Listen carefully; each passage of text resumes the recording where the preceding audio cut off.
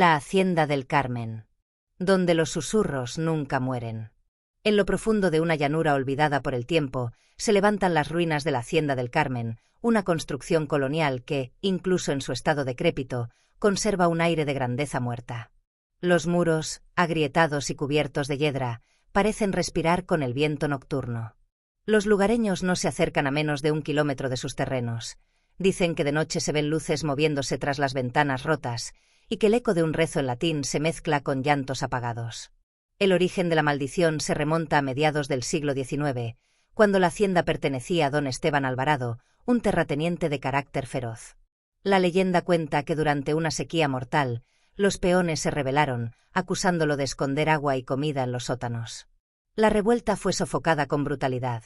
Don Esteban ordenó encadenar a los cabecillas en la capilla, donde fueron dejados sin alimento ni luz hasta que sus gritos se apagaron. El último en morir, según se dice, maldijo a la hacienda, nadie que entre volverá a ver la luz del día. Décadas después, los herederos abandonaron la propiedad tras una serie de muertes inexplicables. Los cuerpos aparecían con las cuencas oculares vacías y un rastro de tierra húmeda saliendo de sus bocas. Nadie quiso reclamarla, hasta que en 1994, un grupo de jóvenes exploradores urbanos decidió entrar una noche de luna nueva. Uno de ellos, Martín, grabó la experiencia con una videocámara VHS. Las imágenes recuperadas, las únicas pruebas de lo que ocurrió, muestran a los chicos riendo al inicio, burlándose de los rumores. Pero conforme avanzaban por los pasillos cubiertos de telarañas, las risas se fueron apagando. La cinta captó susurros en latín y sombras que cruzaban de un cuarto a otro, aunque nadie la seguía. En el sótano, encontraron una puerta de hierro oxidado, cerrada con un candado que se rompió con facilidad, como si algo quisiera que entraran. Allí dentro, las paredes estaban cubiertas de marcas de uñas y manchas secas color marrón. Entre las sombras, las siluetas de 5 figuras encorvadas se movían lentamente. No tenían rostro, solo un hueco oscuro donde deberían estar los ojos y la boca. Una de ellas se acercó a la cámara y susurró algo incomprensible, un sonido tan grave que hizo vibrar el micrófono. La imagen se volvió estática. Martín fue el único que logró salir, pero cuando lo hallaron vagando en un camino de tierra días después, no podía hablar. Solo repetía en voz baja: «La misa nunca termina, siguen rezando». Murió un año después, con las cuencas vacías y un puñado de tierra húmeda en la lengua. Hoy en día, la Hacienda del Carmen sigue en pie, retando al tiempo. Algunos aseguran que si uno se acerca lo suficiente, puede oír el repicar de campanas dentro de la capilla, aunque hace más de 100 años que no hay misa allí. El registro final. Eran las 10:13 cuando la camioneta de Paranormal Research Ecuador se detuvo frente al portón herrumbroso de la Hacienda del Carmen. El grupo estaba compuesto por 5 miembros: Alejandro, líder e historiador; Lucía, psicofónica; Julián, camarógrafo; Renzo, sensitivo; y Valeria, técnica en energía electromagnética. Llevaban cámaras térmicas, grabadoras EVP, detectores de campo, lámparas ultravioleta y una fe ciega en que todo fenómeno tenía una explicación. Antes de entrar, Alejandro les recordó la historia de don Esteban Alvarado y los peones encadenados. Lucía, nerviosa, encendió la grabadora. Inicio de registro, 10:24. Condiciones: viento leve, temperatura 13 grados.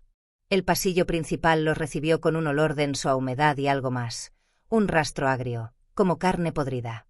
Las lámparas iluminaron retratos antiguos, todos con los rostros rayados, como si alguien los hubiera raspado con furia. Julián enfocó con la cámara infrarroja y murmuró: «Aquí hay calor, pero no hay nadie». El detector de Valeria empezó a emitir un pitido constante. Las lecturas de campo eran anormalmente altas, y de pronto, por el intercomunicador interno, escucharon un rezo en latín desde la capilla. En el altar encontraron los restos de una misa detenida en el tiempo, hostias petrificadas, un cáliz con un líquido oscuro y coágulos. Alejandro, fascinado, describía todo para el registro, hasta que Renzo, el sensitivo, se detuvo frente a la sacristía con la respiración entrecortada. «Aquí hay algo. No nos quiere aquí». Lucía encendió la grabadora EVP y formuló la pregunta clásica: «¿Quién está aquí con nosotros?». La respuesta llegó segundos después, profunda y distorsionada. La misa no ha terminado. Un golpe sordo sacudió la capilla. Las velas petrificadas se encendieron solas, iluminando figuras encorvadas en las bancas. Eran 5, exactamente como en la leyenda. No tenían ojos, solo cuencas negras que parecían absorber la luz. Una de ellas se levantó y caminó hacia el grupo, pero sus pasos no producían sonido. Julián, aterrado, grabó mientras la figura pasaba frente a él. La cámara captó que su sombra estaba al revés, proyectándose hacia la luz.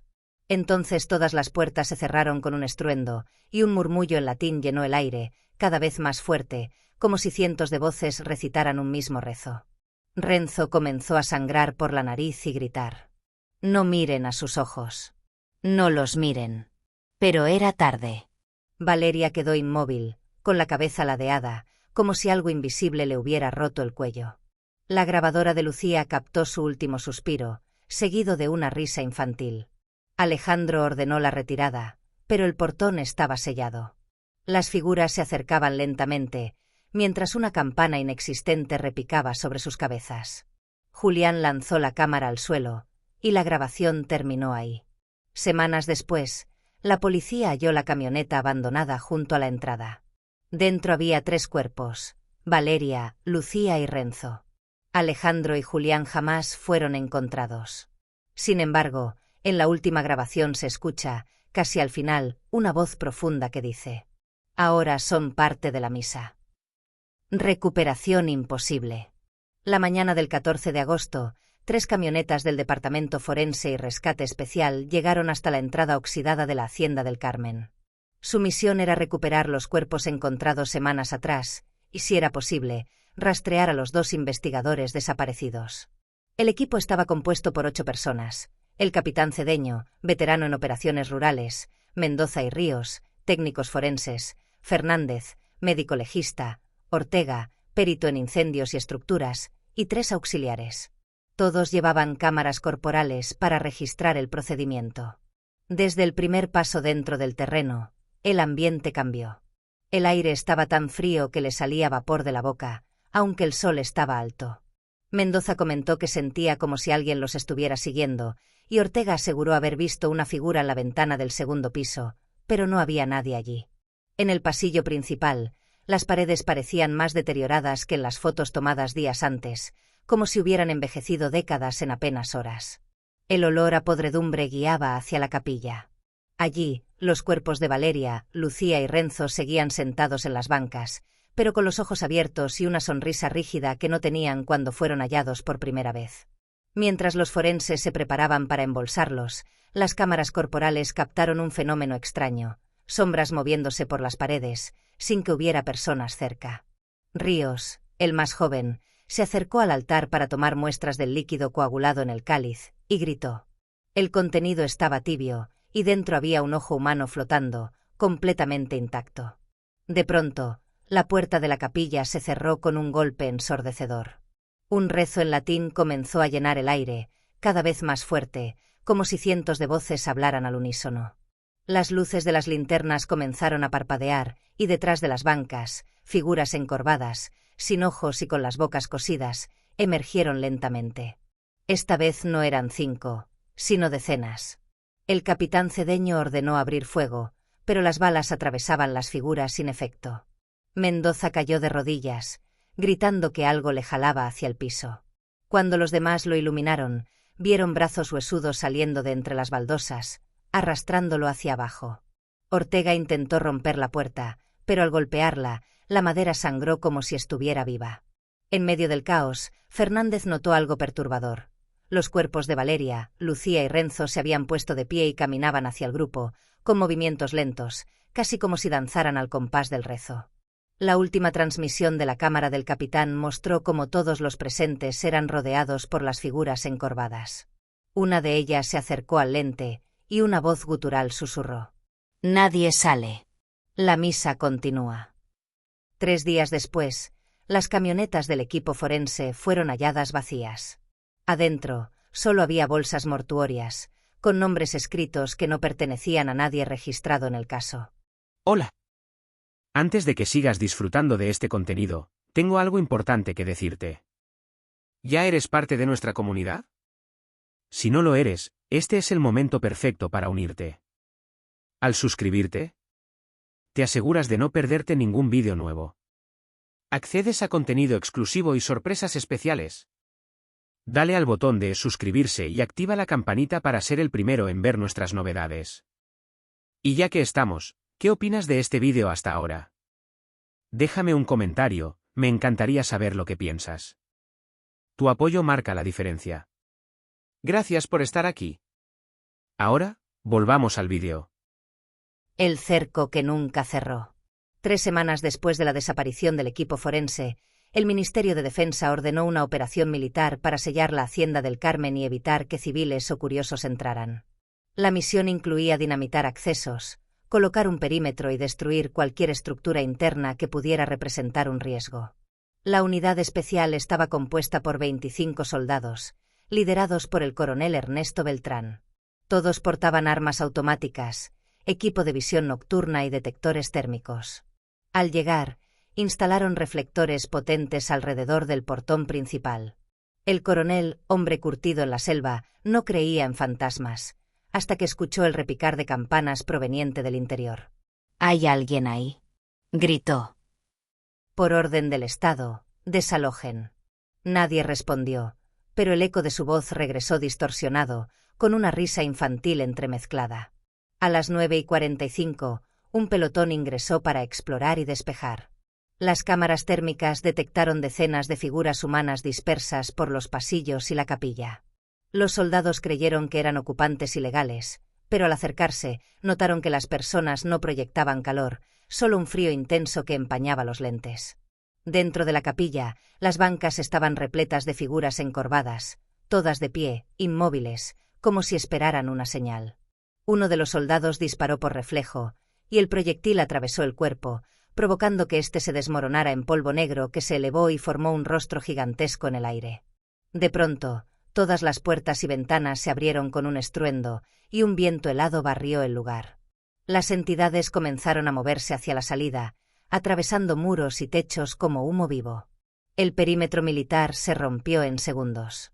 Los reflectores captaron cómo, fuera de la hacienda, las sombras se extendían sobre el suelo como manchas de aceite, avanzando hacia el pueblo más cercano. Los soldados abrieron fuego masivo, pero las balas solo agitaban las figuras, que se reían con un coro gutural.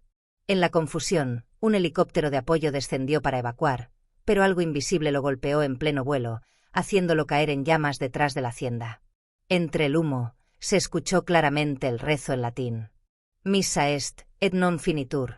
La misa ha terminado, pero no concluye.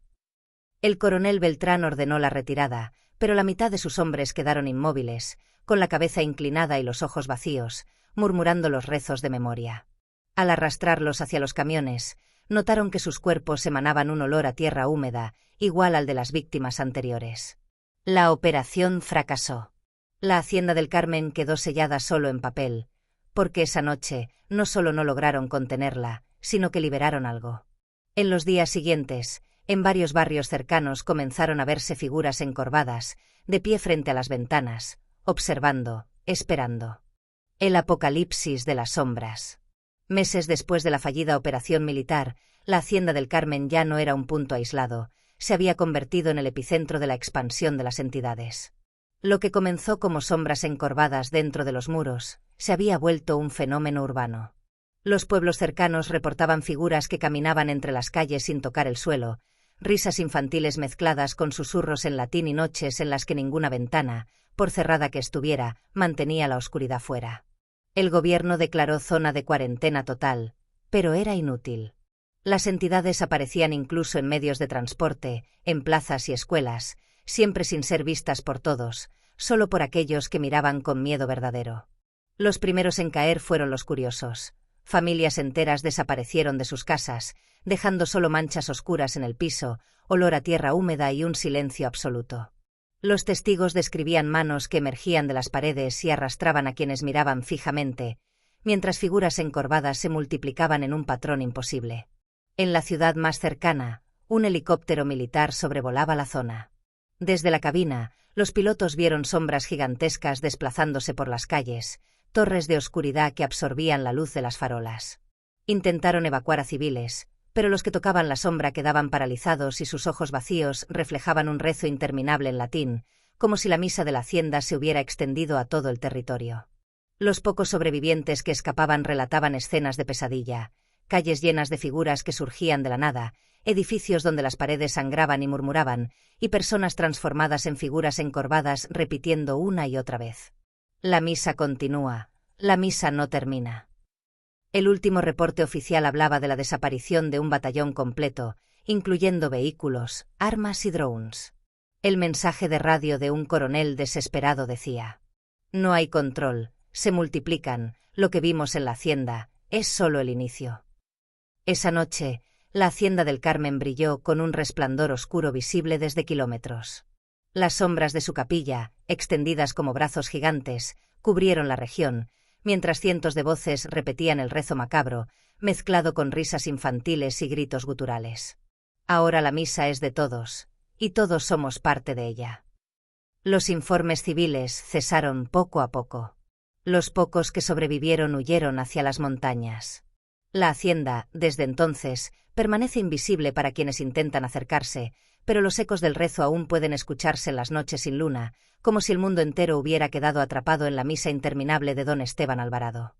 El último rezo. 5 años después del apocalipsis parcial que surgió de la hacienda del Carmen, un equipo de ocultistas y chamanes experimentados, liderados por Herminia Salazar, decidió que era hora de intentar un ritual final.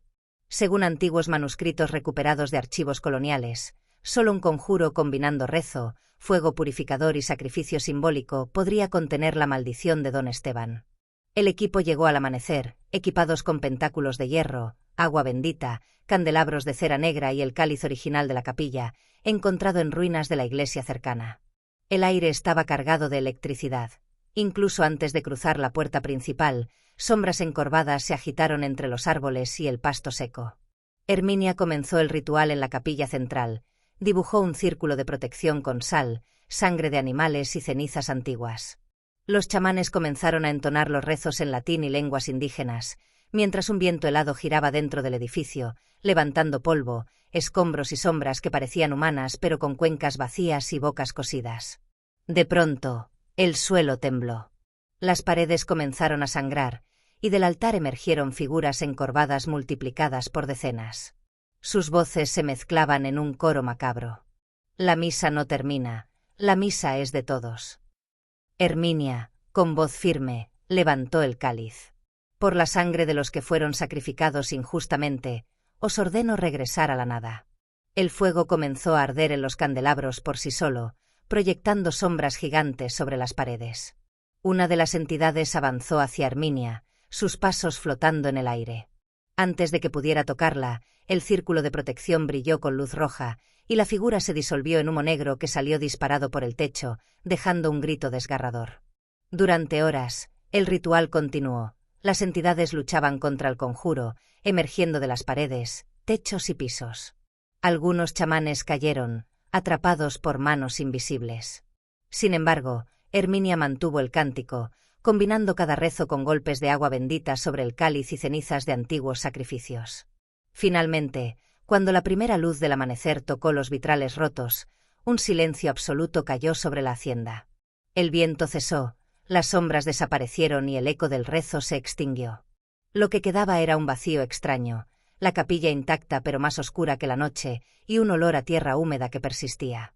Herminia salió, exhausta, mirando alrededor. Está contenido, por ahora. Pero esta maldición nunca muere del todo.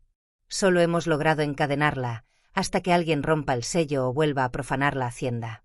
Los sobrevivientes abandonaron la zona con un miedo reverente. Nadie volvió a acercarse a la hacienda del Carmen, aunque, en noches de luna nueva, los pastores cercanos aún escuchan campanas que repican en la distancia y voces que susurran en latín. La misa continúa, y siempre continuará. La hacienda permanece allí, esperando, un epicentro de oscuridad sellado, pero vivo, recordando que algunas fuerzas no se extinguen jamás.